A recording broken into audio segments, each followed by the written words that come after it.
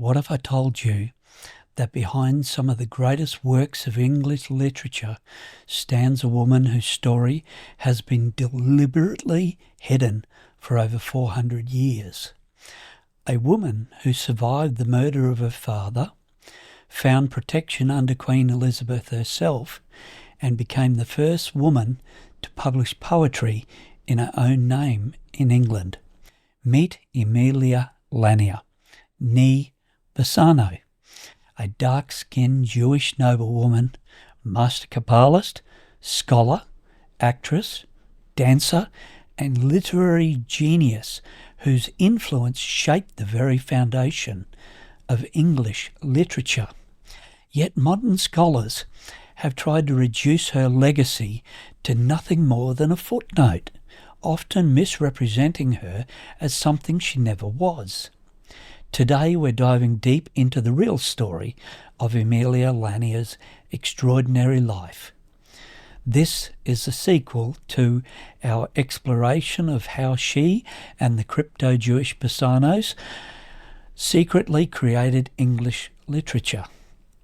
We'll uncover how tragedy struck her family when she was just 7 years old, how Queen Elizabeth took pity on this brilliant young girl and ensured her protection, and how Emilia rose to become one of the most influential young women of her time, sharing ancient wisdom through her groundbreaking poetry. Her story isn't just about literature, it's about survival, brilliance, and the power of hidden knowledge passed down through the generations.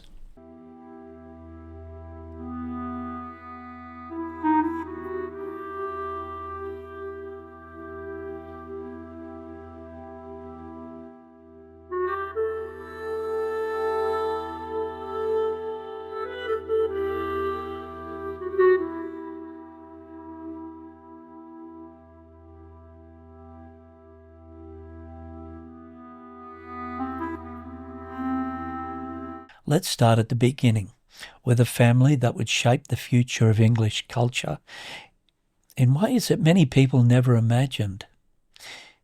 Emilia Lanier was born just prior to the 27th of January 1569 into the Bassano family, a remarkable dynasty of Sephardic Jewish musicians who had fled religious persecution in Italy.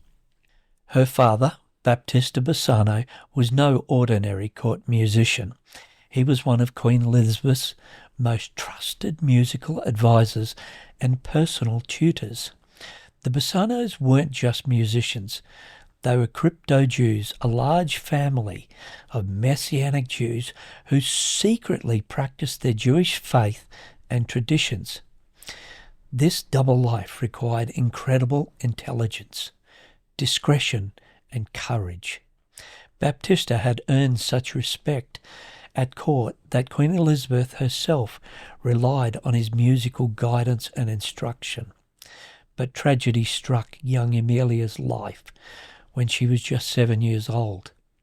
I believe Battista Bassano was murdered. There were 2 previous attempts on his life before he died. The exact circumstances of his death remain shrouded in mystery, but what we know is that this brilliant musician, poet and playwright, and scholar for that matter, met a violent end. I believe Baptista's death was likely connected to the dangerous political and religious climate of the time. Being a crypto-Jew in Elizabethan England meant constantly walking a tightrope between survival and discovery. One wrong move, one suspected betrayal, and death followed swiftly. When Queen Elizabeth learned of Baptista's murder, she was genuinely grieved. This wasn't just the loss of a court musician. This was the death of someone who had personally taught her music, someone she had come to respect and value. Queen Elizabeth, known for her fierce loyalty to those who served her well, immediately took action to protect Baptista's young daughter. the Queen arranged for her 7-year-old Emilia to be placed in the household of Susan Bertie, the Countess of Kent. This wasn't charity, this was recognition of Emilia's potential and her father's service to the crown. Susan Bertie was an extraordinary woman in her own right, highly educated and influential in the court. Under the Countess of Kent's protection, young Emilia received an education that was remarkable for any child of that era, let alone a girl.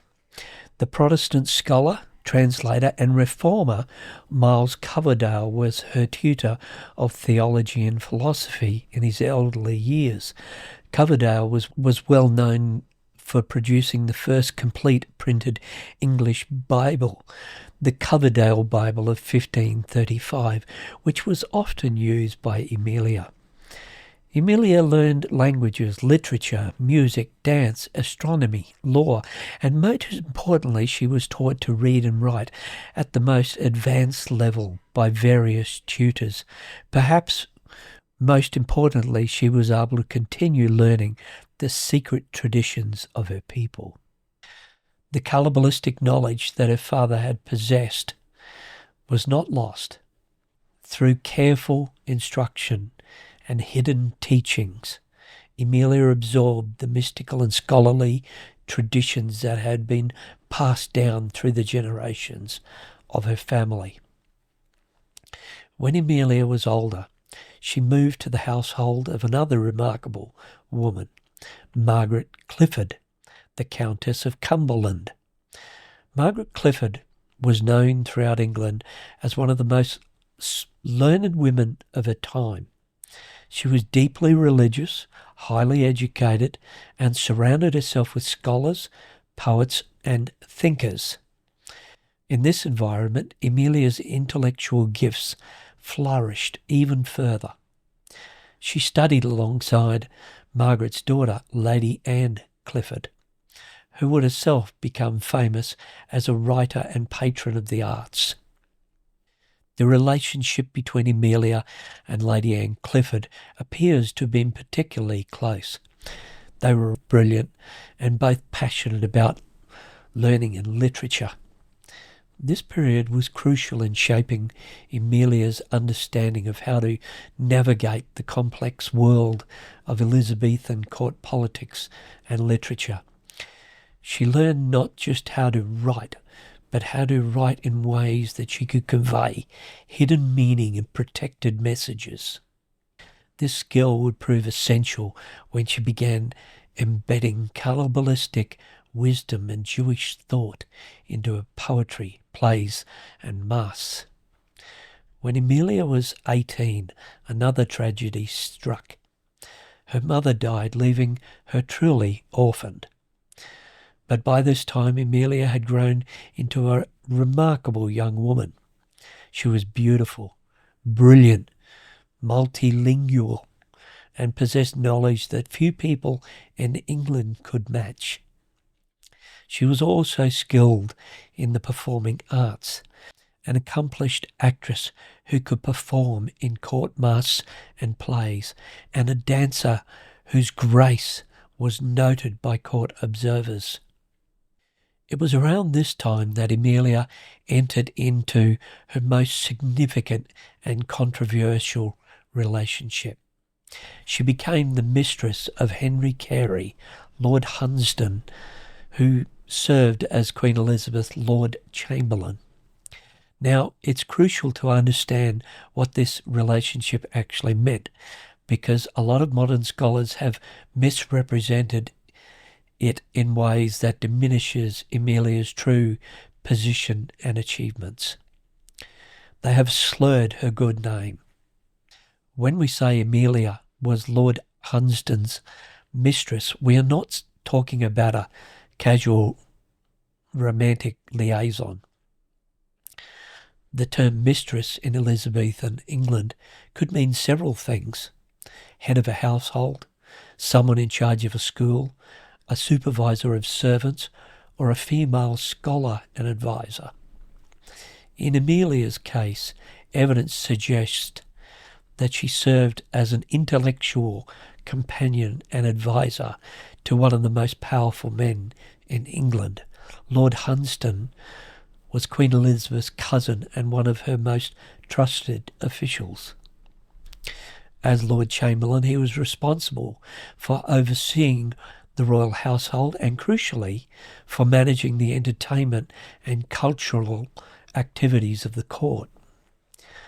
This included supervising the theatre companies that would produce the works of Shakespeare and other playwrights. In this position, Emilia Lanier, who was married during this time, had unprecedented access to the literary and theatrical world of Elizabethan England. Emilia's role went far beyond what most historians have recognised. She wasn't simply present at court. She was actively involved in the creation and development of literary works that were being produced. Her deep knowledge of classical literature, combined with her understanding of Kabbalistic symbolism and Jewish scholarship, made her an invaluable resource for writers and playwrights. She was a playwright in her own right.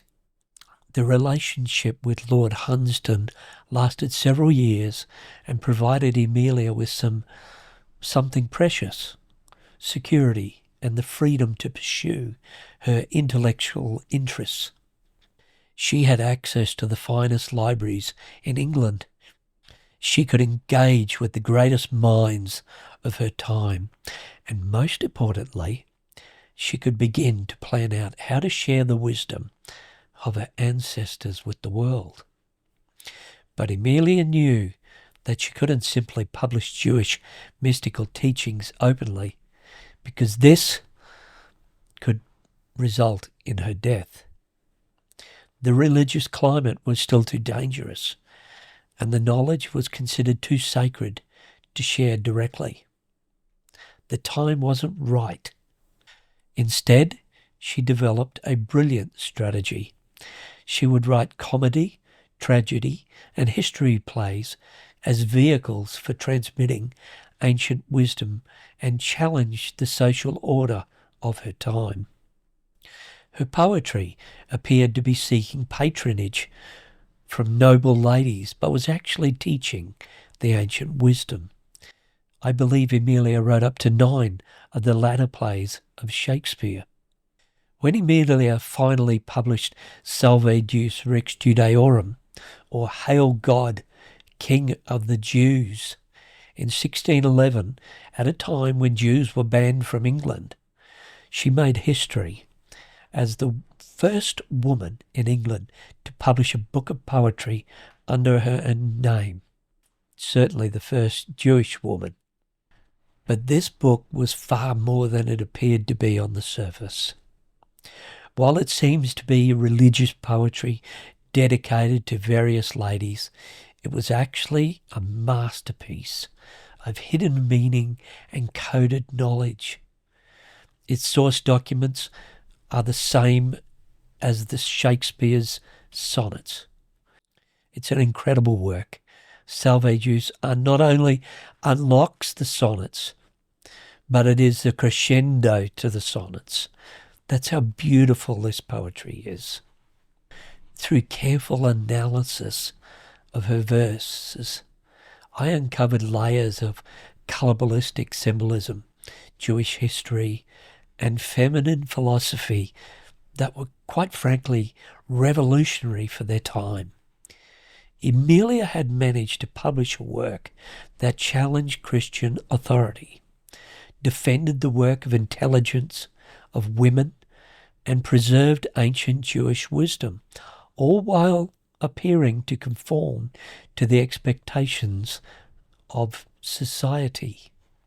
The title itself, Salve Deus Rex Judaeorum, was a bold statement that very few would have dared to make openly. Through her poetry, Emilia was reclaiming the narrative around her Jewish identity and challenging the anti-Semitic assumptions of her time. She was also asserting the intellectual and spiritual equality of women arguing that women were capable of receiving and transmitting divine wisdom. What makes Emilia's story even more remarkable is how she managed to survive and thrive in a world that was hostile to almost everything she represented. As a woman, she was expected to be silent and subservient.